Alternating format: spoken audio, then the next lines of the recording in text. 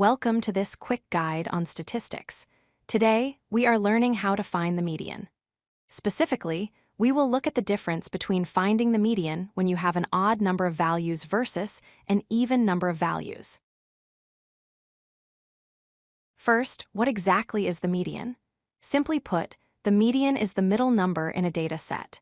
Imagine balancing a seesaw. The median is the value right in the center that splits your data into two equal halves. Before we calculate anything, there is one golden rule you must follow. You must order your numbers from smallest to largest. If your data is scrambled, you will get the wrong answer. Always sort them first.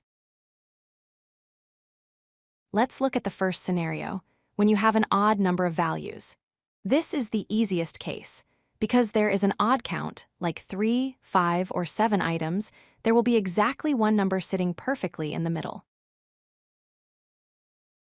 Here is an example with 5 numbers. First, we sort them: 3, 9, 12, 15, and 20.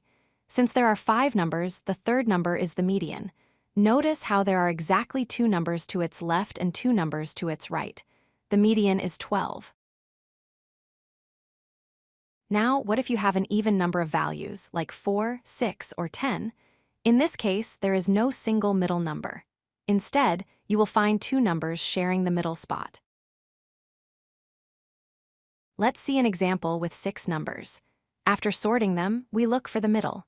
We find that 8 and 12 are both in the center. We cannot have 2 medians, so we need to do one more step. To find the final median, we take the average of these 2 middle numbers. We add 8 and 12 to get 20. Then, we divide by 2. The result is 10.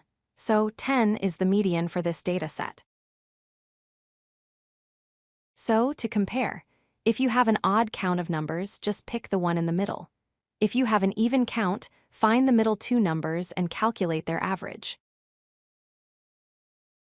Let's recap. Step 1, always sort your list. Step 2, check if your count is odd or even. If it is odd, take the middle value. If it is even, average the 2 middle values. Thanks for watching. If you like this video, hit that like button and don't forget to subscribe. Visit CodeLucky.com for more such useful content.